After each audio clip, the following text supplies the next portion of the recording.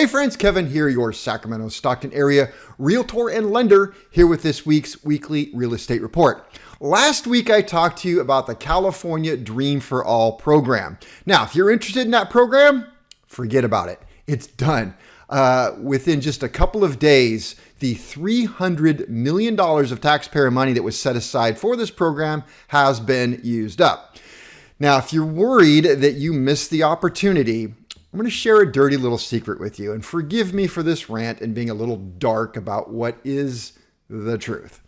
So unfortunately, in real estate, when a listing agent lists a home and they get offers on the home, typically if they get multiple offers, these offers are placed into different little piles. So pile one would be your down payment assistance, like the Dream for All, the other Cal HAFA programs. There are plenty of them still out there. Your FHA and your VA, our veterans, they go in pile one. Pile two is going to be your conventional loans with 20% down, 10% down. They'll go as low as 3% down. Sometimes those 3% get kicked into pile one, but usually it's conventional loans with good down payment. And then your cash offers. And then and I'm sorry to say this, what a lot of agents do or convince their sellers to do is take pile A and throw it away. Don't even care. Doesn't matter. Let's look at the piles that are left. And if there's anything in the cash pile, we take the cash pile and we move on. And it doesn't matter what the offers were. They're looking for, I hate to say it again, quick payday, easy close.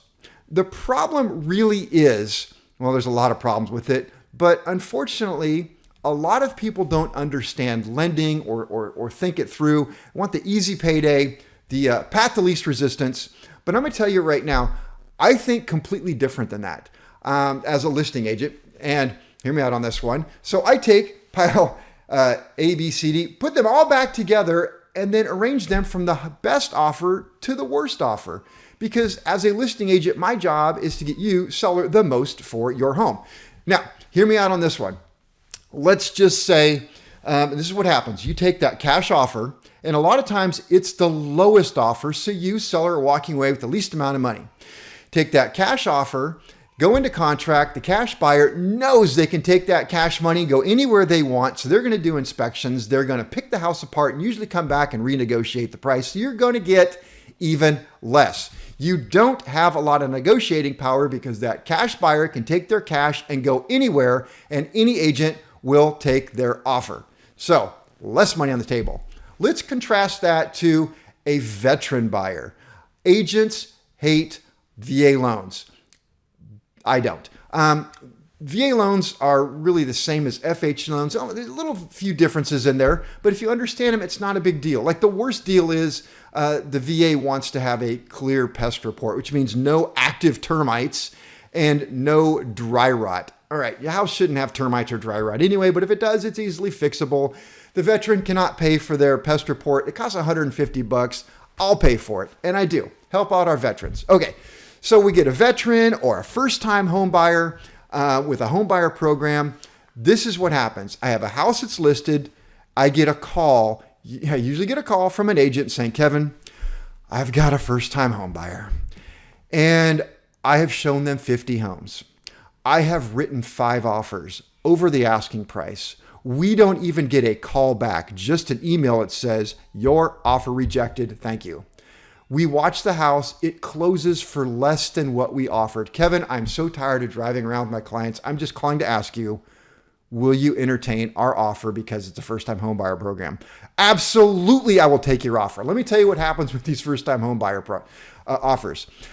You accept their offer. Sometimes the escrow can run another 5, 10, 15 days longer. It's worth it if you're getting more money.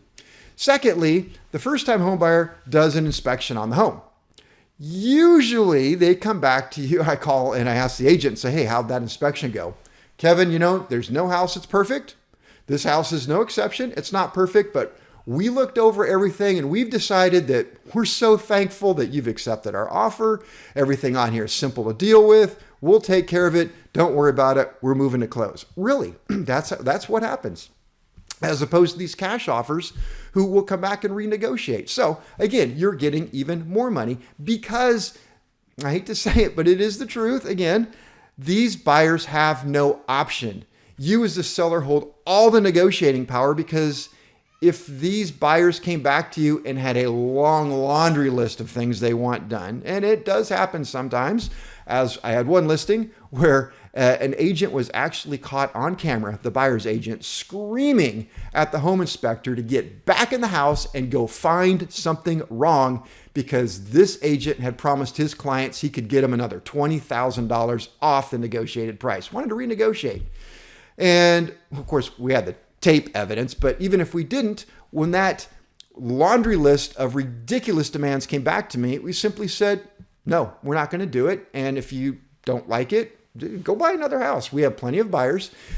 The buyer had no negotiating power. We ended up closing for the exact price we'd agreed upon up front, because the buyers they knew that if it went back out there on the street, no other agent's going to accept their offer. So I don't know, it's kind of a long rant of the ugly side of real estate. So I guess your takeaway from that one is, if you're a first-time home buyer, it is a little bit of a difficult world out there, but there are people like me who want you to come and look at my listings. I want you first-time home buyers, and especially, wait a minute, I want my veterans, because I'm a veteran and I think our veterans deserve a fair shake at getting a home. So thank you for your service.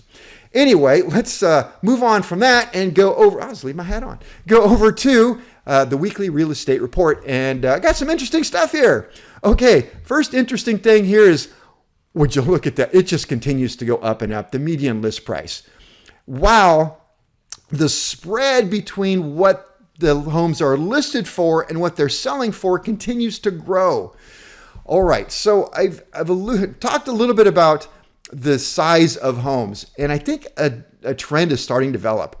Right now, this last week, the average square foot of these homes right here that are listed is 2,284. So, and contrast that to the homes that sold at 1,076. So we got 2,284 versus 1,786.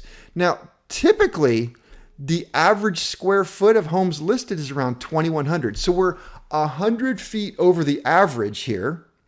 And typically, the home sold is about 1,800. So we're more than 100 square feet less than average, which is to say smaller homes are selling and the larger homes are not. That's kind of what the data is telling me right now. There's this big spread going on. And so that's why we're seeing this go up and up, because these larger homes are not selling. The smaller homes are. All right. So I had mentioned that starting in April, the market turns around and inventory starts climbing.